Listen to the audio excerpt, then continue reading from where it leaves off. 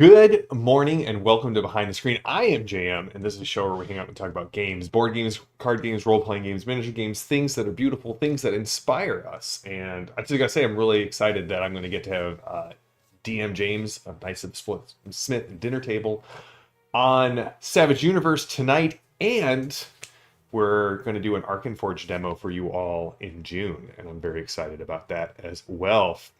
So yes, James, first in, and hello, Dream Shaper, good to see you, buddy. Grom, always good to see you. Tink, as well.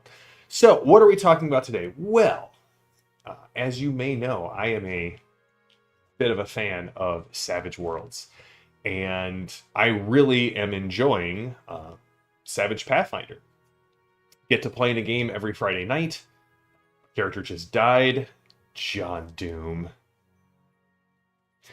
Coming back as a gunslinger, which is going to be pretty cool. I'm going to go with the name Kane Garland.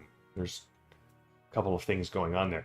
But I've run some Savage Pathfinder. If you're at Chupa, I'm actually going to be running Savage Pathfinder there, as well as some Necessary Evil. And my big TPK event in October is switching over to Savage Pathfinder for the foreseeable future. At least this year, next year, possibly 3 years. We're taking a break from 2nd edition D&D.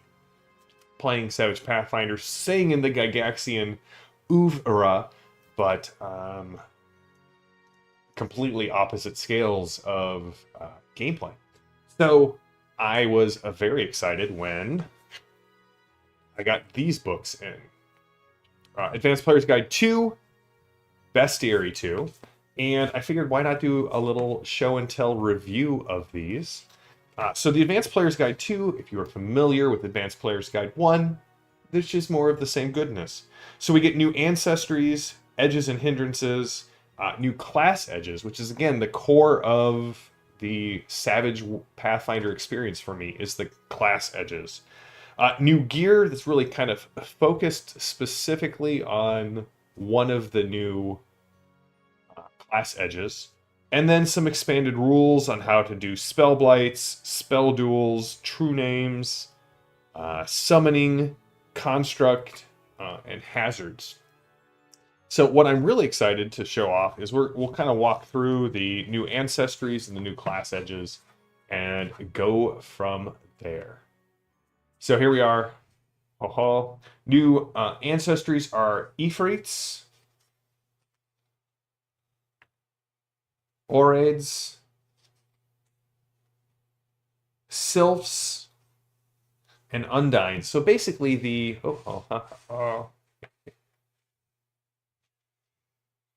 basically the elemental ancestries. So, if you look at Tieflings and Asmar, what you're basically getting is humans who have celestial or infernal or abyssal bloodlines. This book introduces the elemental bloodline. So somewhere back, your family, we'll just say, was exposed to the elemental planes.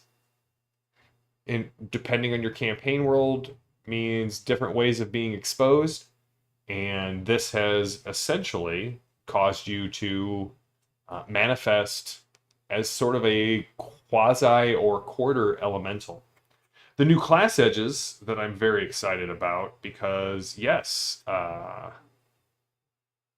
James, I too will be playing a gunslinger. What do we got here? So, gunslinger, new edge, or new class edge. Love the feats and the edges and the class abilities. We'll go back to this one here in a second, but they also included the Magus, which is kind of your your fighting wizard, if you will. The Ninja, which don't exist, so I don't know why they dedicated 2 pages to that, as well as the Shifter, which is kind of a specialized druid that focuses in on just the wild shaping aspect of druidism. Yes, the Magus is fantastic. As a free action, the Magus can enhance their combat prowess by using their power points to gain accuracy to their fighting roll, reduce the multi-action penalty of a round by 2, double their pace for a turn. They have their seasoned edge allows them to spend a penny to get 10 power points back as opposed to 2, which is awesome. At veteran, they gain 2 new enchantments, or 2 new arcanas, I should say, giving their weapon up 1 point enchantment for 5 rounds. Or, when targeted by a successful power, they can spend power points equal to that power's cost to reflect it back at the original caster. I like the Gunslinger. Again, Gunslingers in Pathfinder work off of the grit mechanic. Essentially, you start each encounter with 0 grit. You can spend a penny to... Sorry, I thought I said 5, not 2. Yeah, no, it's 5 per power point. They get 10. You can spend a power point as a gunslinger to get 5 grit. You also get grit whenever you kill or incapacitate something, or when you get a raise on the attack roll with your firearm and choose not to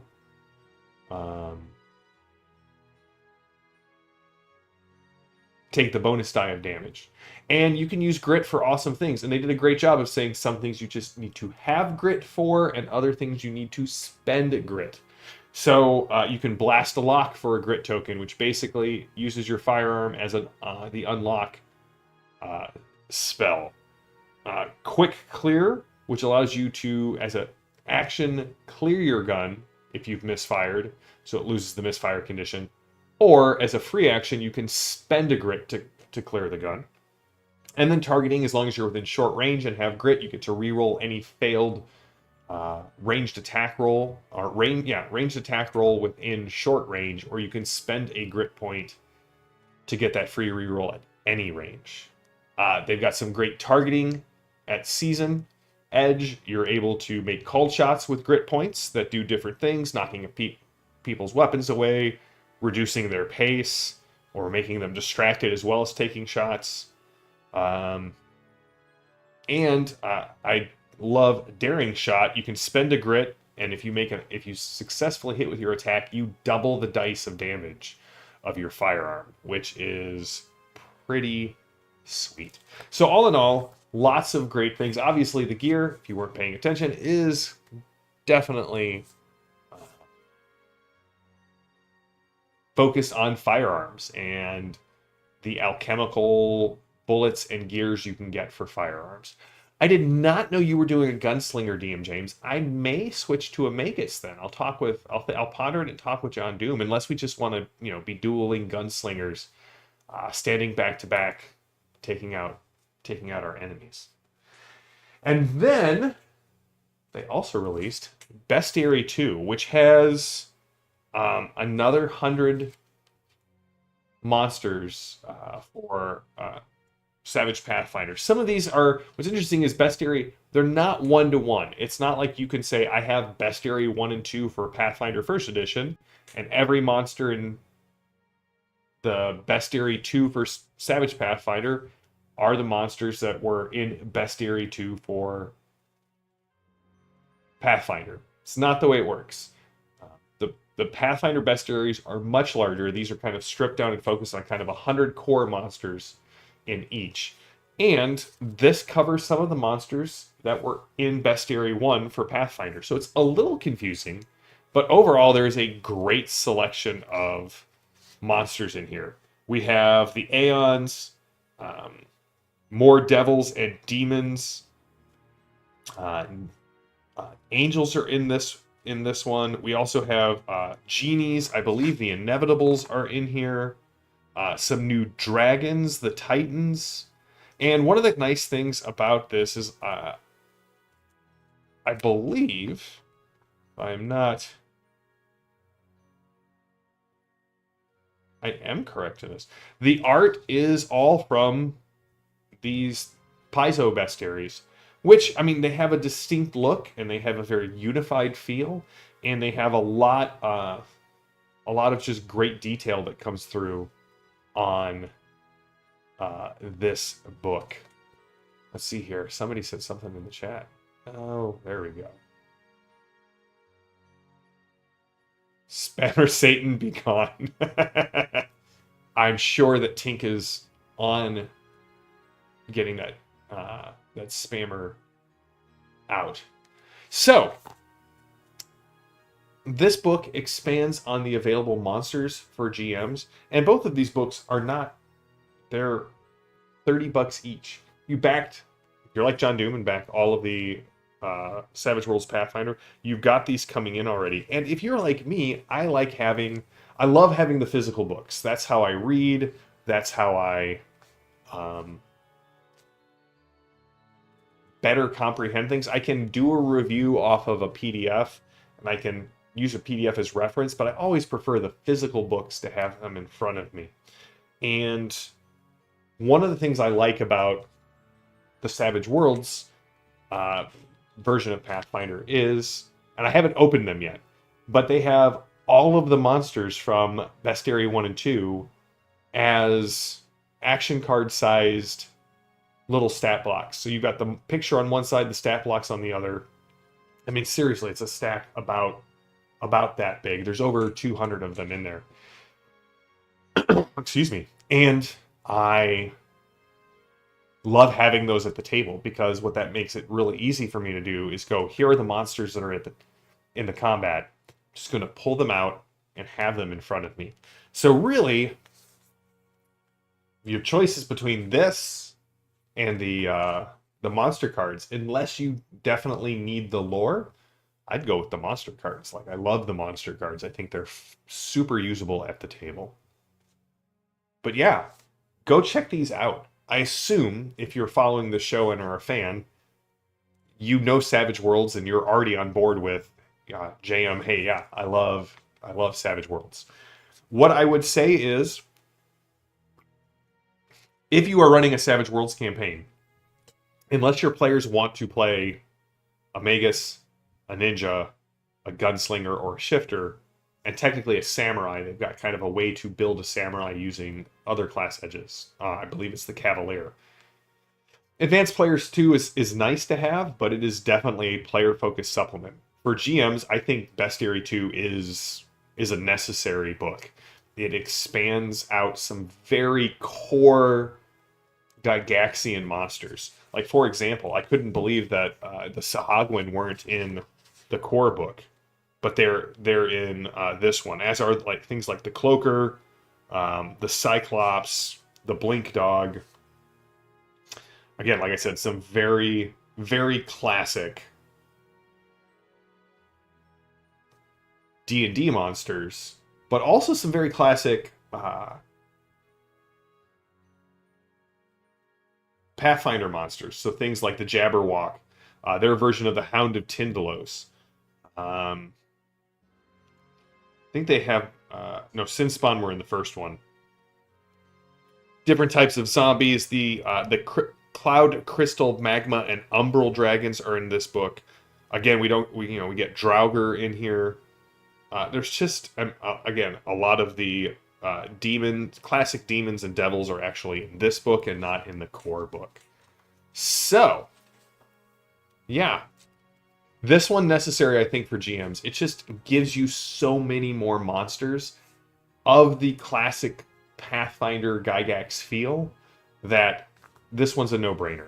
Again, unless your players are like chomping at the bit to have access to these class edges, or if you're like, I really need to know how true names or building constructs works or spell duels, I would pick up Bestiary 2 before APG 2. But as a player, I'm going to want access to all of the cool stuff, all of the new edges, all of the new hindrances, the new ancestries. So, again, as a GM, pick up Bestiary 2. If you're a player, why aren't you picking up your own copy of APG 1 and 2? Yes, it's not for the GM to have. This one's really focused on you.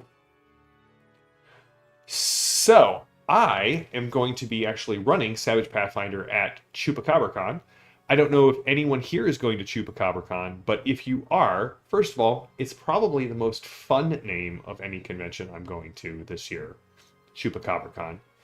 I was listening to a podcast this morning that said, referred to Chupacabra suckers. And I was like, if you're referring to that, that's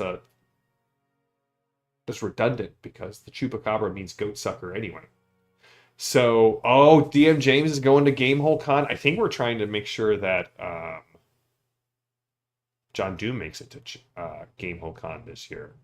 Yes, John Doom. How is the Wizard of Earthsea going? I enjoy Ursula K. Le Guin. Hopefully